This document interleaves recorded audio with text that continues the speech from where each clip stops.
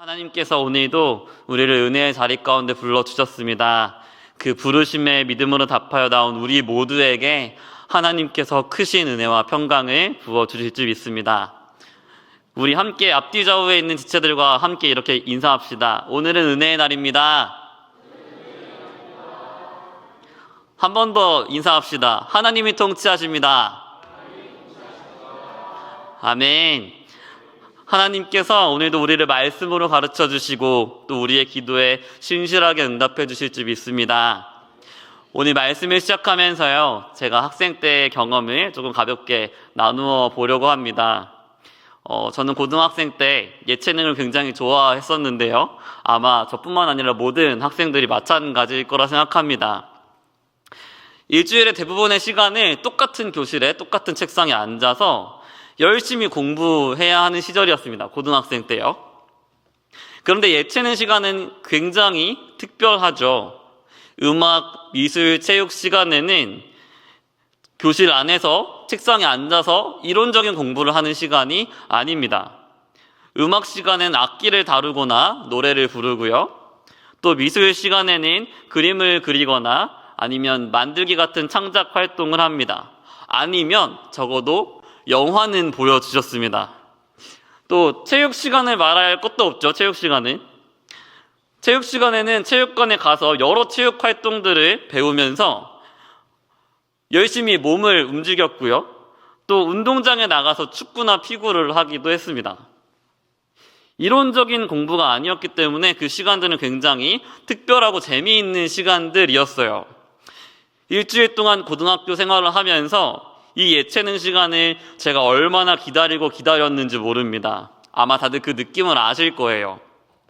그런데 믿는 도끼에 발등 찍힌다고 진짜 말도 안 되게 실망스러운 날이 있습니다. 분명히 기다리던 예체능 시간인데 체육관에 있거나 예술관에 있어야 할 선생님이 반 교실에 들어오시는 거예요. 그리고 칠판에 이렇게 적으시는 거죠. 자습 시간. 예체능 시간이 자습 시간으로 바뀌었을 때의 그 실망감, 정말 이루 말할 수가 없었습니다. 왜 그랬을까요? 진짜 기대하고 있었는데 그 시간이 예체능 시간답지 않았기 때문입니다. 잠깐의 자유를 누릴 수 있는 예체능 시간인데 예체능 시간답지 않을 때 정말 실망할 수밖에 없었습니다. 우리는 이것처럼 무엇인가 그것이 우리가 기대한 바와 다를 때 굉장한 실망감을 가집니다. 다른 표현으로 바꾸어 보겠습니다. 우리는 무엇인가가 우리의 기대와 다르게 그것답지 않을 때 굉장한 실망감을 가집니다. 이와 관련해서 우리 모두가 다 함께 가지고 있는 걱정 내지는 위기감이 한 가지 있는데요. 그것은 교회다움에 관한 것입니다. 사실 이 주제로 우리에게 질문을 던지는 사람의 부류는 굉장히 다양합니다. 정말 다양한 사람들이 교회는 교회다워야 하지 않겠냐라고 묻지요.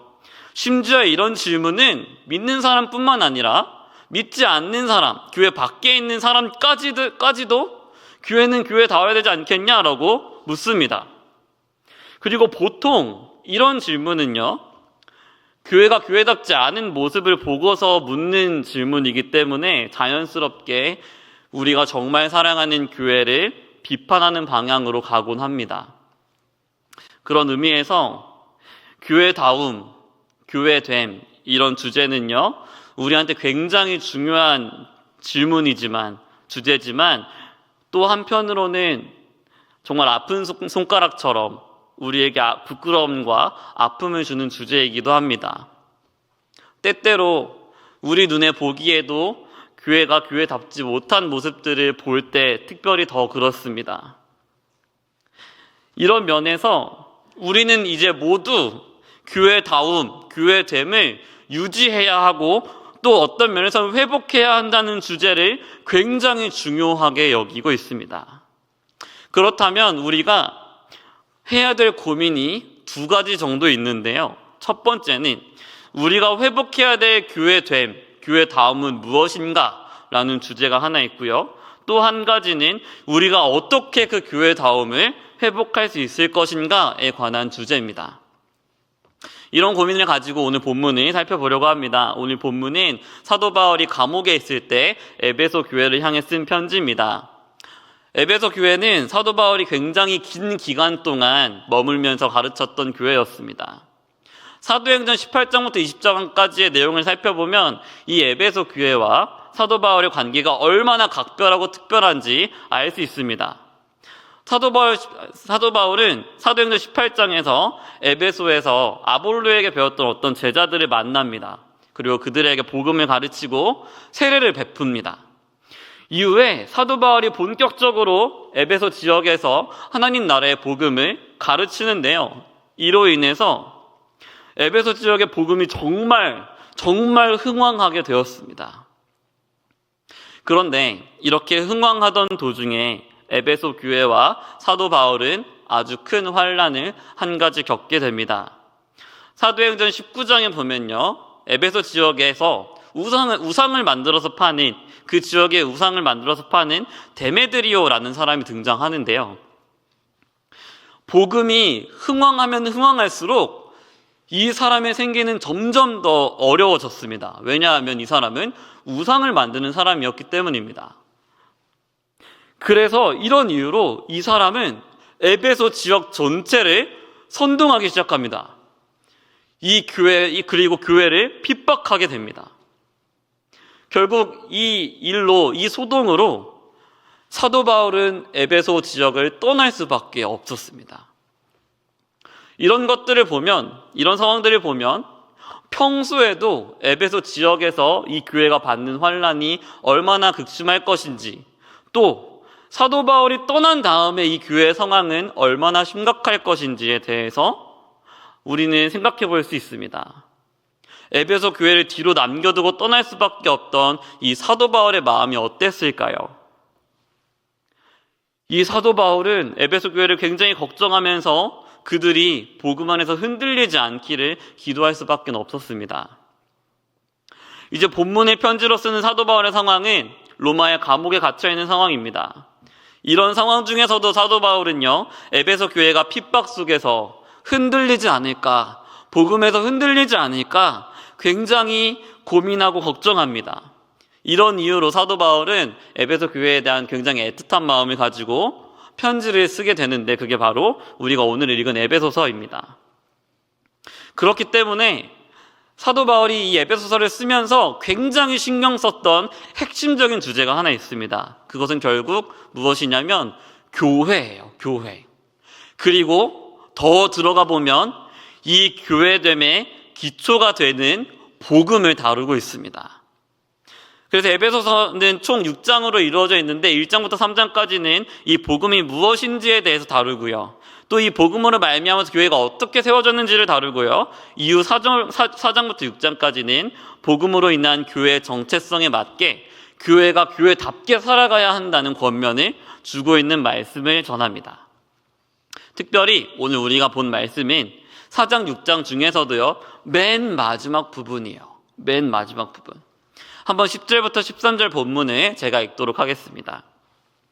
끝으로 너희가 주 안에서와 그 힘의 능력으로 강건하여지고 마귀의 관계를 능히 대적하기 위하여 하나님의 전신갑주를 입으라.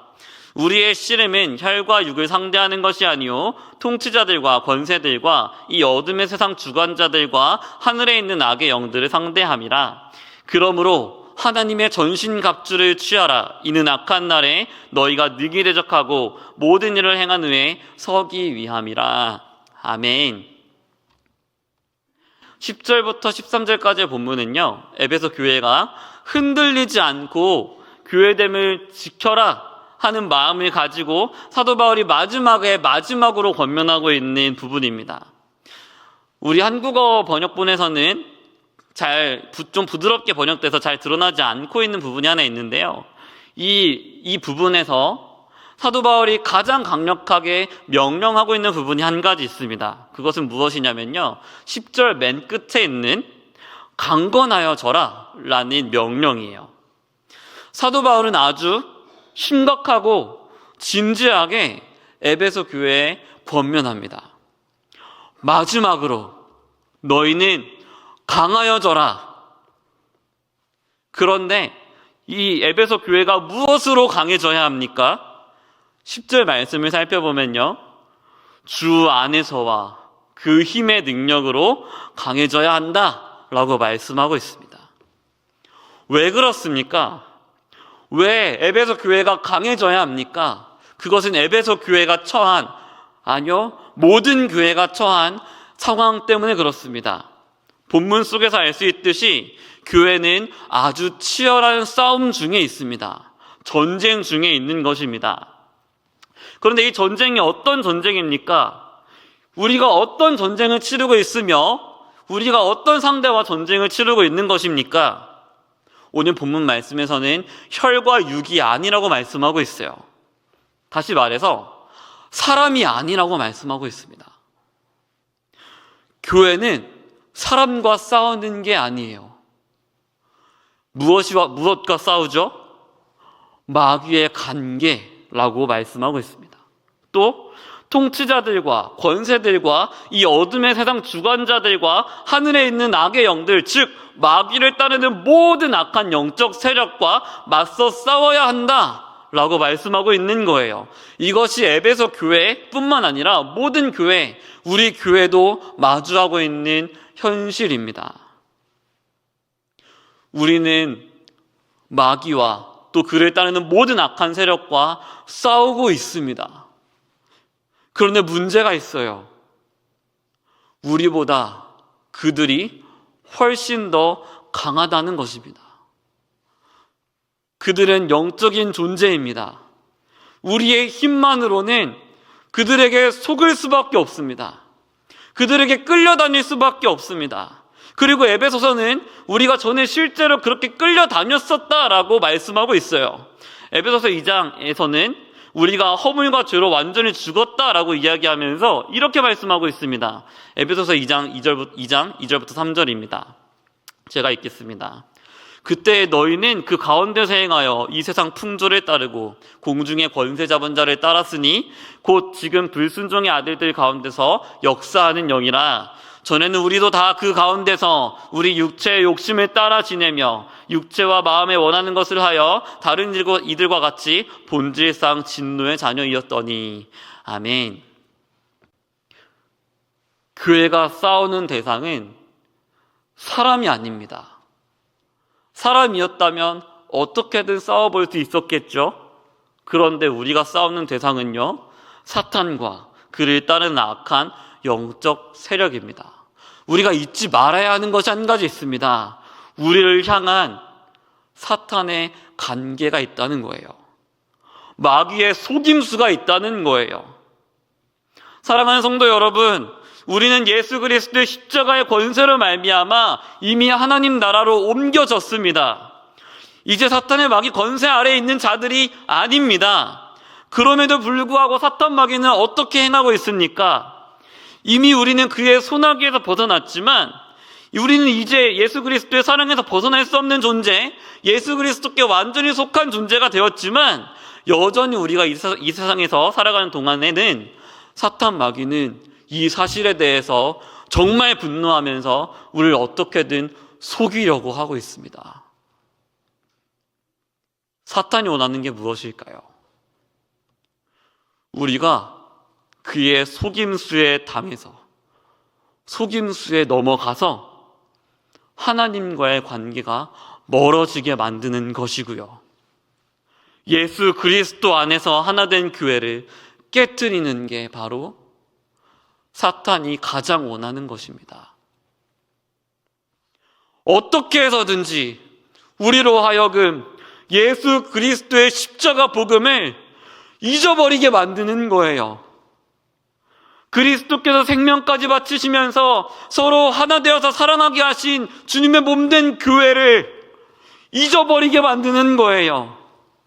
사랑하는 성도 여러분, 우리는 분명히 기억해야만 합니다. 이것은 분명히 속임수입니다. 그런데 이 속임수가 우리가 감당할 수 있는 것보다 너무 강력하기 때문에, 우리의 마음을 너무 쉽게 뺏어가기 때문에 우리의 힘으로는 이 마귀의 속임수를 능히 맞설 수가 없다는 사실이에요. 그러면 교회는 어떻게 해야 합니까? 10절 말씀을 다시 보기 원합니다. 우리 스스로의 힘이 아니라 예수 그리스도 안에서 그분의 힘과 능력으로 강해져야 합니다. 우리가 주님 안에서 강해져야만, 우리가 악한 사탄의 세력을 완전히 압도하는 그분의 힘과 능력을 입을 때야만 우리는 우리보다 더 강력하지만, 더 악한 악하지만 그 영적 세력에 비록 우리가 그보다 약할지라도 예수 그리스도의 힘을 입어야지만 속지 않을 수 있습니다. 싸워서 이길 수 있다는 거예요. 그런 의미에서 오늘 본문 말씀은 무려 2번씩이나 반복하면서 이렇게 구체적으로 말씀하고 있습니다. 하나님의 전신갑주를 입어라. 하나님의 전신갑주를 취해라. 무엇을 위해서입니까? 무엇을 위해서 우리가 하나님의 전신갑주를 입어야 합니까? 마귀의 관계를 능히 맞서기 위해서요. 그리고 악한 날에 우리가 능히 대적하기 위해서요. 그 전쟁을 위한 준비를 착실히 행해서 우리가 그 속임수에 잘 맞서 싸우기 위해서요. 말을 바꾸면요, 교회됨을 지키기 위해서요. 교회다움을 지키기 위해서요. 우리는 하나님의 전신갑주를 입어야만 합니다. 교회는 그것을 취하여서 입고 우리가 싸워야 할 이 치열한 싸움에 맞서 싸워야만 합니다. 그렇다면 그 전신갑주를 입는 것은 구체적으로 어떤 것들입니까? 오늘 본문 말씀은 이 하나님의 전신갑주를 취해 입는 것이 무엇인지 아주 구체적으로 설명해 주고 있습니다.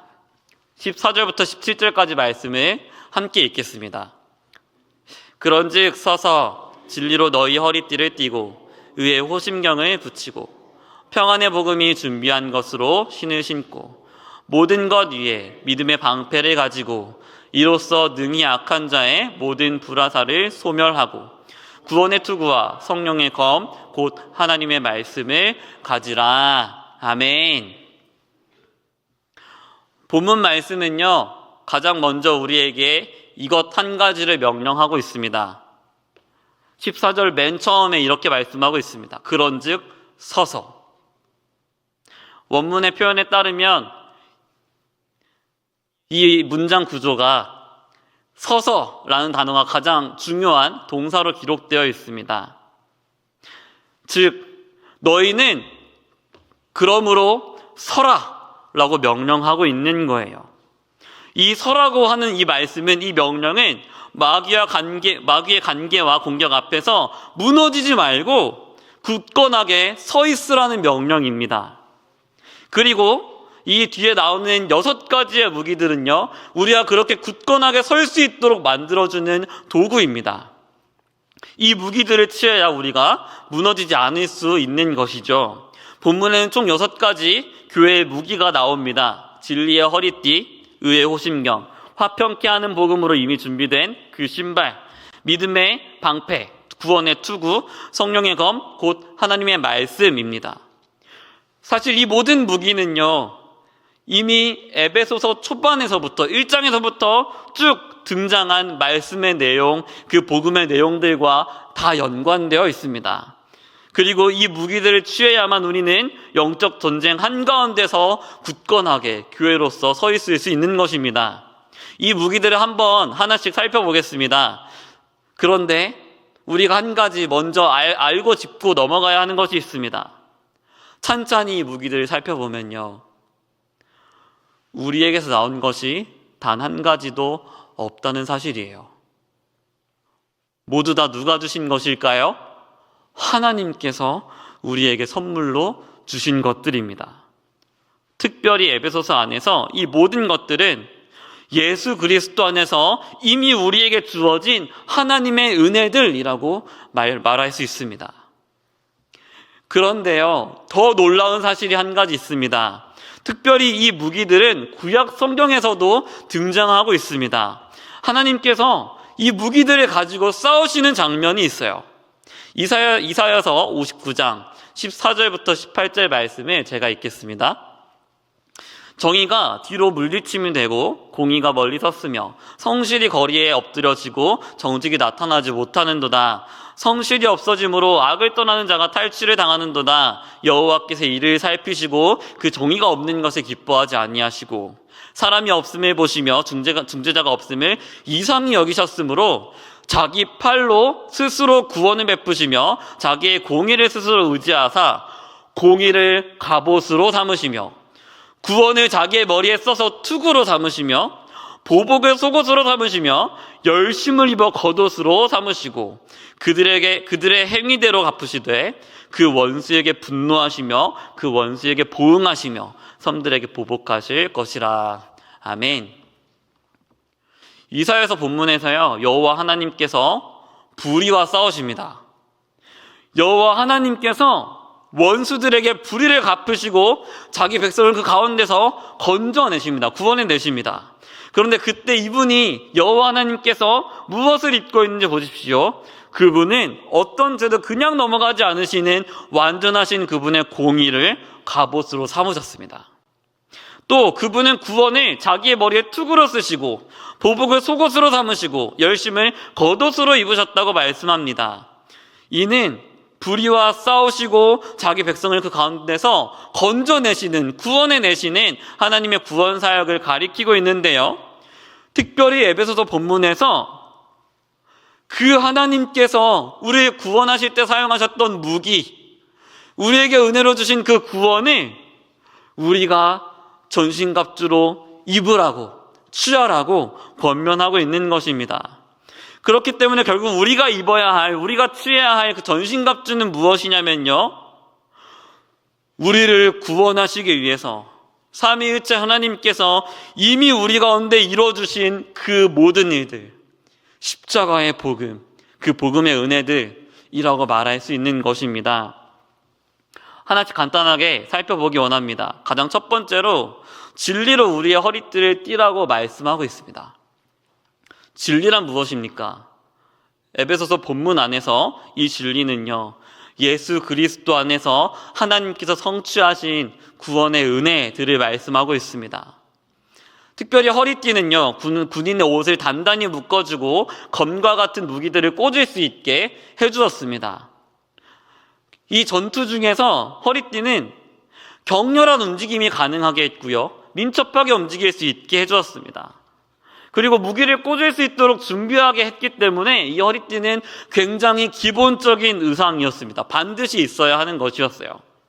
사랑하는 성도님들, 우리는 이 예수 그리스도의 십자가 복음으로 늘 우리의 허리띠를 띠고 있어야 합니다. 예수 그리스도의 십자가 복음은 우리가 늘 기억하고 또 믿어야 하는 우리의 기본이라는 사실이에요. 그것이 이 십자가 복음이, 이 진리가 우리의 허리띠라는 이야기입니다. 두 번째로 의에 호심경을 붙이라고 말합니다. 이 호심경은 무엇이냐면요, 화살이나 창, 검으로부터 군인의 심장과 가슴 부분을 보호해주는, 이 부분을 보호해주는 아주 중요한 보호 장구입니다. 그런데 에베소서에서는요, 신자에게 있어 이 호심경이 바로 의로움이라고 말씀하고 있습니다. 이사야서에서 하나님이 이 의로 호심경을 이미 삼으셨어요. 공의로 갑옷을 입으셨어요. 그런데 그 하나님의 의가 무엇인지 한번 생각해 보기 원합니다. 하나님의 의가 무엇이었죠? 어떤 불의도 그냥 넘어가시지 않으시는, 어떤 죄도 그냥 넘어가시지 않으시는, 어떤 죄라도 반드시 합당하게 심판하시고 넘어가시는 공의입니다. 그런데 심지어 이 의는요, 패역한 자기 백성까지 심판하시는 의예요. 그러면 이 의를 우리가 입으라고 말씀하는 이것 무슨 의미일까요? 우리가 한 가지 생각해 봐야 될 것이 있습니다. 기억해 봐야 될 것이 있어요. 그것은 하나님께서 자기의 독생자 예수 그리스도를 이 땅 가운데 보내셨다는 사실입니다. 우리는 본래 주님 앞에 심판을 받고 주님 앞에 버림받아야 마땅한 자들이지만 하나님께서는 자기 독생자를 십자가에 내어주셔서 그분의 완전하신 공의에 만족될 만큼 하나도 남김없이 죄값을 다 치르십니다. 그리고 예수 그리스도께서 우리를 대신해 죽으심으로 우리의 죄값을 남김없이 다 갚으심으로 하나님께서 그 자리에서 우리에게 선포해 주시는 게 있습니다. 그것은 우리가 하나님 앞에서 이제 의롭다는 사실이에요. 예수 그리스도로 얻은 이 의로움이 우리의 심장을 보호해주는 호심경이라는 말씀입니다. 세 번째로 화평케 하는 복음, 준비된 것으로 신을 신으라고 하는 이 말씀을 살펴보겠습니다. 사랑하는 성도 여러분, 복음은요, 우리를 하나님과 화평하게 할 뿐만 아니라 동시에 우리 서로를 화평하게 만듭니다. 특별히 에베소서 2장 14절부터 16절까지 이런 말씀이 있어요.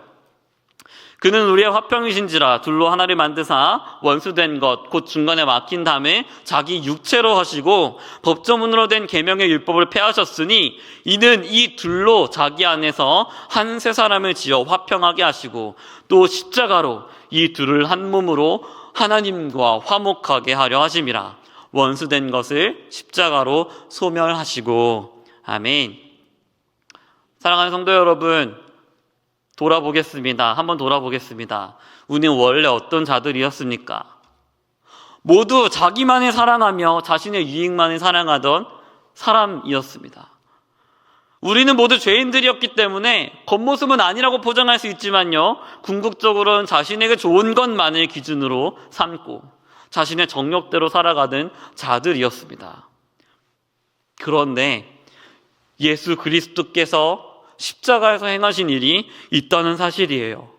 우리 사이사이에 막고 있던 담을 자기 육체로 허셔서 우리 모두를 이전에는 없었던 새로운 한 존재, 한 사람으로 만들어 주셨다고 말씀하고 있습니다. 우린 이 한 사람을, 이 존재를 교회라고 부릅니다.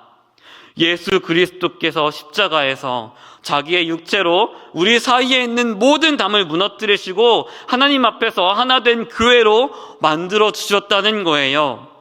우리는 예수 그리스도의 십자가로 말미암아 이제 한 몸이 되었다는 사실입니다. 그렇기에 우리가 서로를 이제 지체라고 부르고요, 서로를 사랑할 수 있게 되었고요, 서로를 용서할 수 있게 되었고요, 더 나아가서 서로의 필요를 채워주며 서로를 마음껏 사랑하며 하나님 나라의 풍요를 누릴 수 있게 되었다는 사실입니다.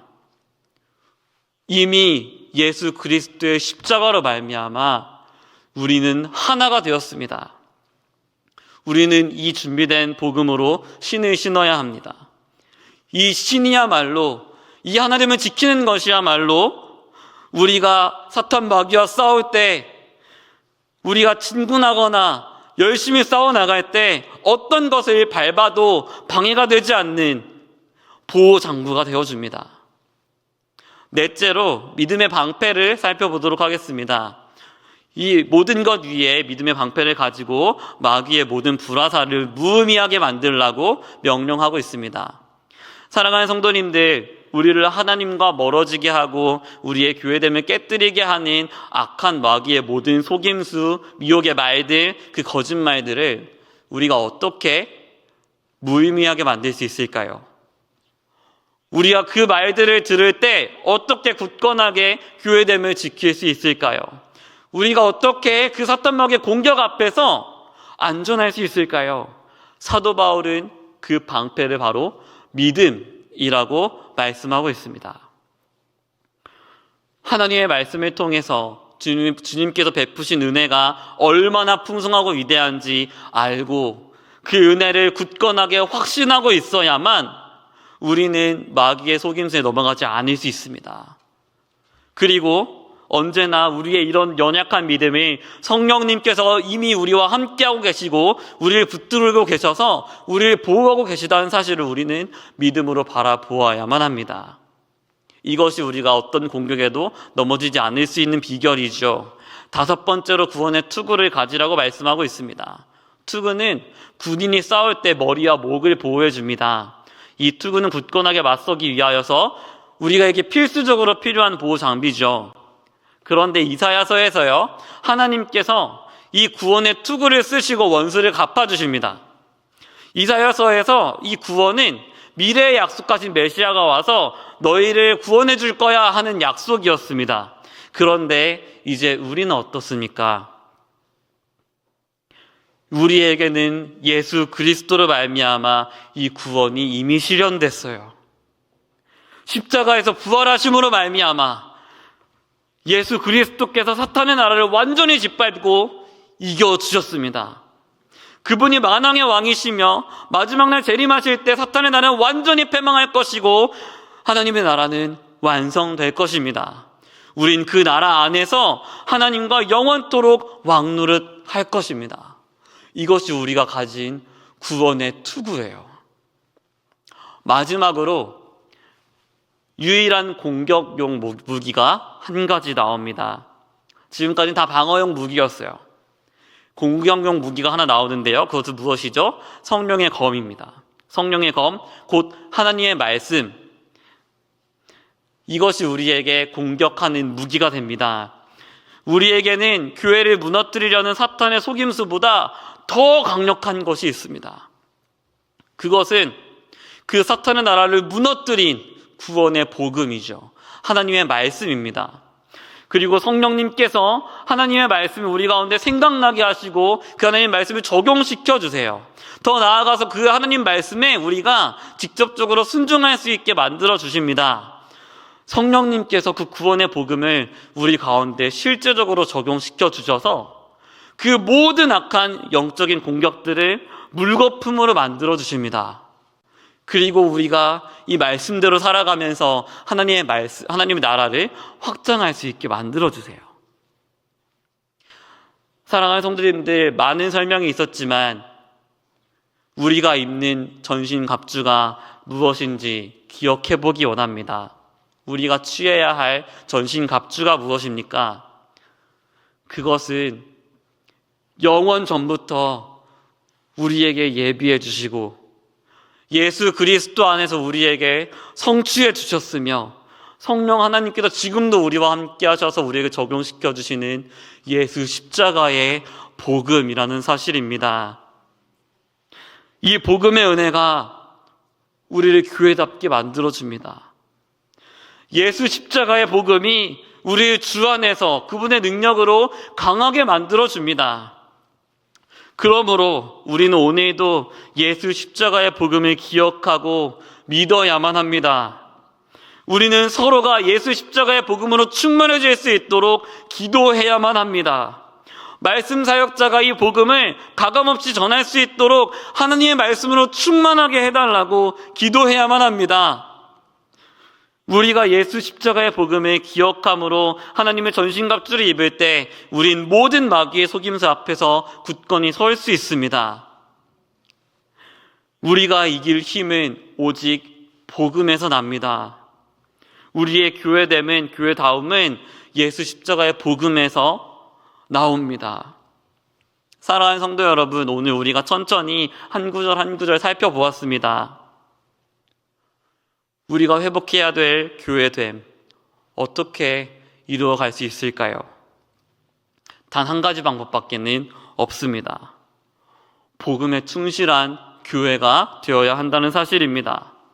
예수 십자가의 복음을 굳건히 붙잡음으로 마귀의 어떤 속임수에도 넘어가지 않고 흔들리지 않아야 한다는 사실입니다.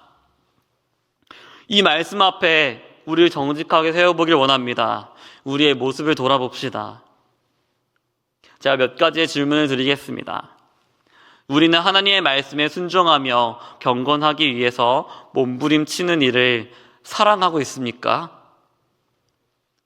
서로를 사랑하고 용서하는 일, 나를 용서하신 그리스도의 은혜를 기억하며 즐거이 하고 있습니까?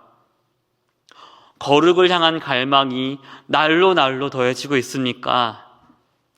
주님의 일에 헌신하면서 우리의 마음을 흔들 수도 있는 어떤 상황이 닥쳐와도 결국 예수 그리스도의 십자가 사랑을 기억해내며 다시 교회를 사랑하는 마음이 뜨겁게 불타오르고 있습니까?